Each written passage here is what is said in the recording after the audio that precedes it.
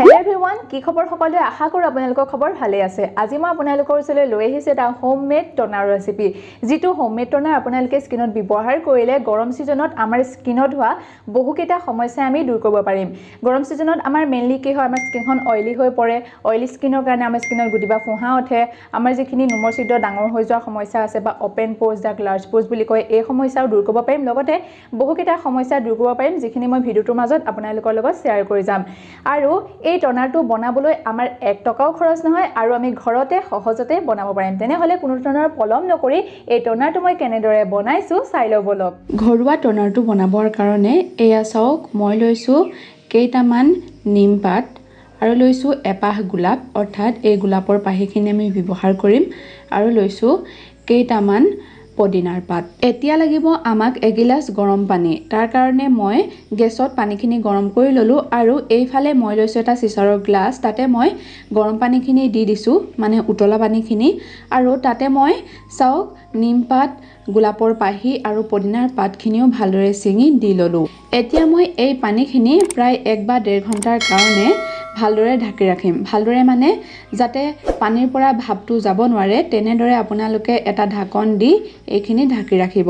এয়া 1 ঘণ্টাৰ পাছত পানীখিনিৰ যিটো ৰং সেইটো সলনি হৈছে কাৰণ পদিনা লগতে নিমপাত আৰু গোলাপৰ পাহিৰ যিখিনি গুণ সেই গুণখিনি এই পানীলৈ আহি গৈছে।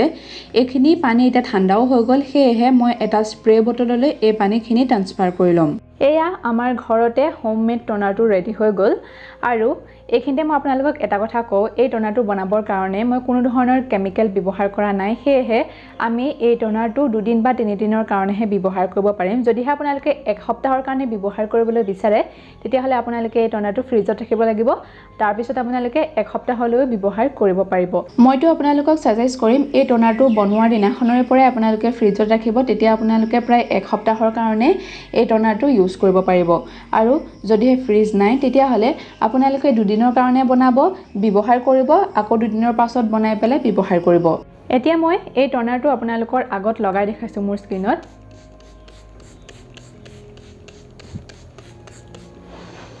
স্মেলটো খুবেই ধুনীয়া হয়, একদম ৰিফ্ৰেছিং এটা গোন্ধ ওলাইছে।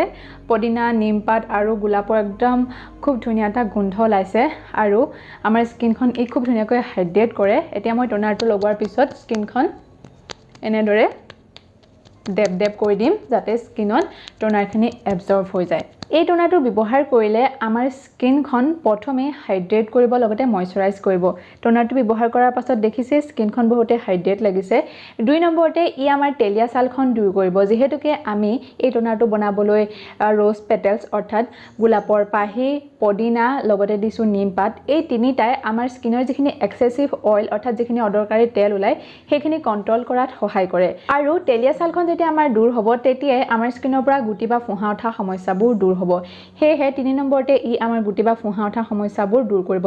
লগতে আমাৰ স্কিনত যদি কিবা বেক্টেৰিয়েল ইনফেকশ্যন হয় তেতিয়াও এই টোনাৰটো ব্যৱহাৰ কৰিলে আপোনালোকৰ সেই বেক্টেৰিয়েল ইনফেকশ্যনসমূহো দূৰ কৰাত সহায় কৰিব কিয়নো নিমপাত আৰু পদিনাত এন্টিবেক্টেৰিয়েল আৰু এন্টি ইনফ্লামেটৰী তত্ত্ব পোৱা যায়। আৰু এই টোনাৰটো ব্যৱহাৰ কৰিলে গৰম দিনত আমাৰ স্কিনখন একদম ৰিফ্ৰেছিং কৰি তুলিব। সেইটো এটা প্লাছ পইণ্ট হয়। লগতে আমাৰ স্কিনলৈ এটা খুব ধুনীয়া গ্লো আনিব আৰু স্কিনখন ময়শ্চাৰাইজ কৰি তুলিব। টোনাৰটো ৰেগুলাৰলি ব্যৱহাৰ কৰি থাকিলে আমাৰ নোমৰ গুৰিৰ যিখিনি ছিদ্ৰ আছে সেইখিনি খুব ধুনীয়াকৈ চাফা কৰিব।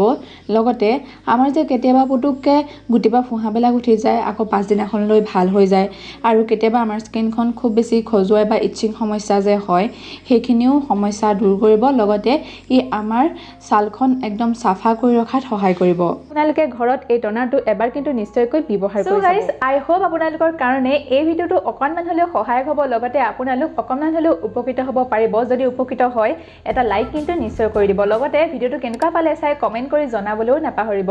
যদি আপোনালোকে মোক ইমান দেৰিলৈকে ইনষ্টাগ্ৰামত ফ'ল' কৰা নাই ইনষ্টাগ্ৰামৰ আইডিটো মই স্ক্ৰীনত লগাই দিম আৰু লিংকটো মই ডেছক্ৰিপশ্যন বক্সত দি দিম। তাত গৈ আপোনালোকে মোক ফ'ল' কৰি ল'ব আৰু চেনেলটো ছাবস্ক্ৰাইব কৰি থ'ব মোৰ আগন্তুক ভিডিঅ'সমূহ পাই থাকিবৰ কাৰণে। তেনেহ'লে আজিৰ ভিডিঅ'টোৰ পৰা মই ইমানতে বিদায় মাগিছোঁ। মই পুনৰ আপোনালোকৰ লগত অতি সোনকালে আন এটা ভিডিঅ'ত লগ হ'ম। তেতিয়ালৈ বহুত বহুত ধন্যবাদ।